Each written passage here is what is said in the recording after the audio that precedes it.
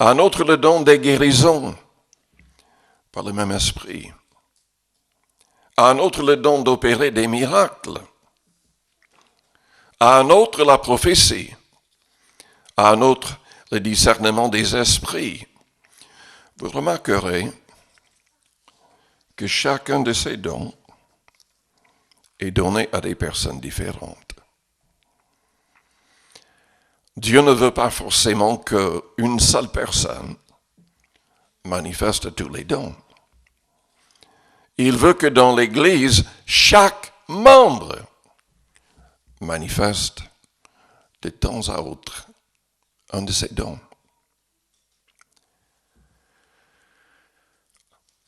Un autre, la diversité des langues. Ce n'est pas la même chose que le parler en langue au moment de la conversion.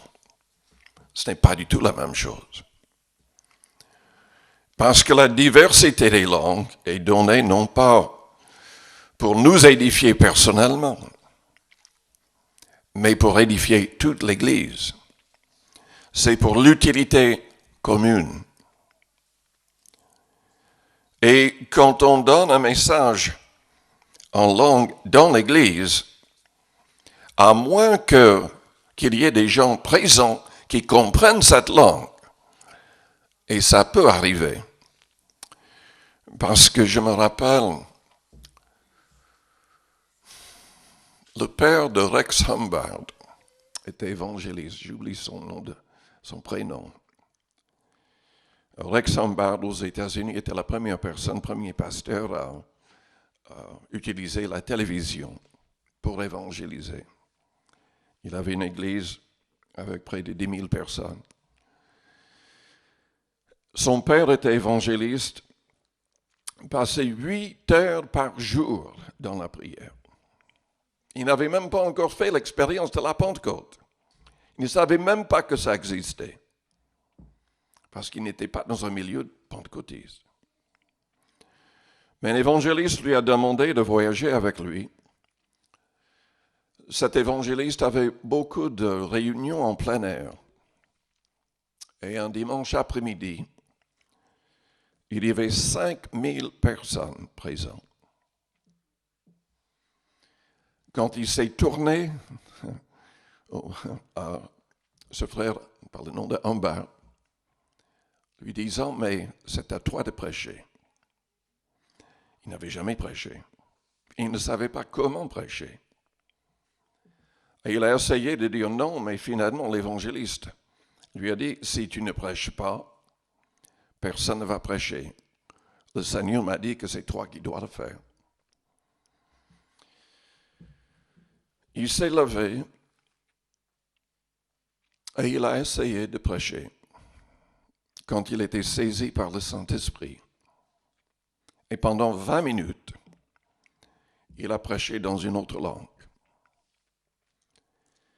Quand il a terminé, 500 personnes se sont levées, sont venues vers le devant pour se repentir et accepter Jésus-Christ comme Seigneur et Sauveur personnel. C'était des Allemands qui comprenaient parfaitement la langue que celui qui prêchait ne comprenait pas du tout.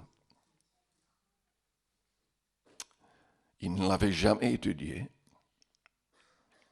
Mais plus de 500 personnes se sont converties.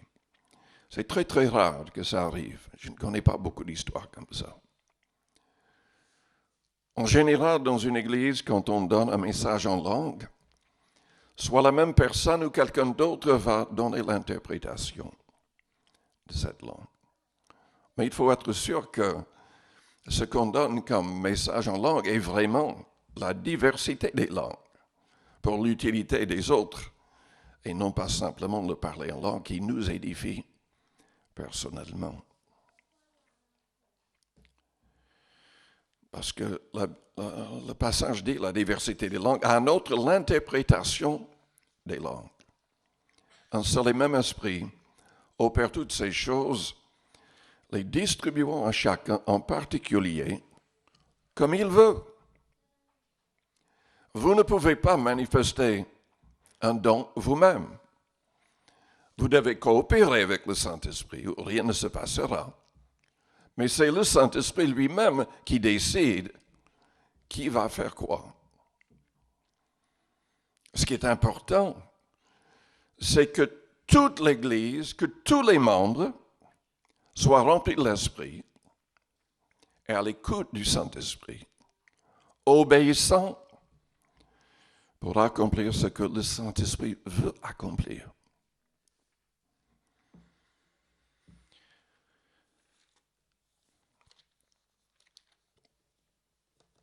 Est-ce que vous êtes réellement baptisé du Saint-Esprit?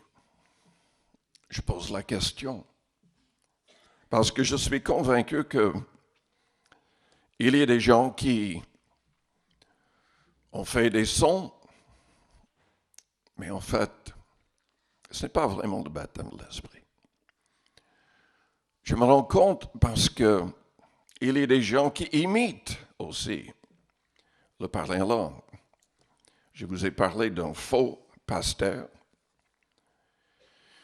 qui prêchait pour de l'argent, qui imitait le parler en langue, qui priait pour les malades, et tout le reste, il était complètement inconverti. Et il n'était pas le seul à faire ça. Et venant de l'Afrique, il y a pas mal de personnes qui sont carrément sorciers, pas du tout convertis, qui imitent ce que des pasteurs font. Quelqu'un m'a donné un livre écrit par un pasteur africain qui parlait justement de tous les sorciers qui prétendaient être des pasteurs. Et nous devons être sur nos gardes dans ce contexte. Nous avons besoin du discernement des esprits. Mais si vous voulez vraiment que votre vie compte pour quelque chose, je vous encourage à rechercher les dons du Saint-Esprit. Ou plutôt à rechercher le Saint-Esprit et à devenir obéissant, sensible au Saint-Esprit pour qu'il fasse ce qu'il veut accomplir au travers de vous. Si vous lisez attentivement en Corinthiens 12, c'est que chaque chrétien devrait manifester un don. Un de ces dons que je viens de mentionner. Jésus-Christ voulait que les premiers chrétiens dépendent pleinement du Saint-Esprit. Dans Actes au chapitre 1er, au verset 4, la Bible dit comme il se trouvait avec eux, il leur recommanda de ne pas s'éloigner de Jérusalem, mais d'attendre ce que le Père avait promis. Ce que je vous ai annoncé, leur dit-il, car Jean a baptisé d'eau, mais vous, dans peu de jours, vous serez baptisés du Saint-Esprit. Alors les apôtres réunis lui demandèrent, Seigneur, est-ce en ce temps que tu rétabliras le royaume d'Israël? Très souvent, le Seigneur veut accomplir des choses au travers de nous. Et notre cœur n'y est pas. Les apôtres eux-mêmes, quand il a dit ces mots, n'étaient pas trop intéressés. Ils voulaient connaître autre chose. Trop souvent,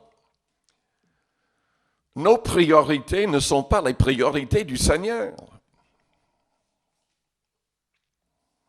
Combien c'est important de chercher la volonté du Seigneur.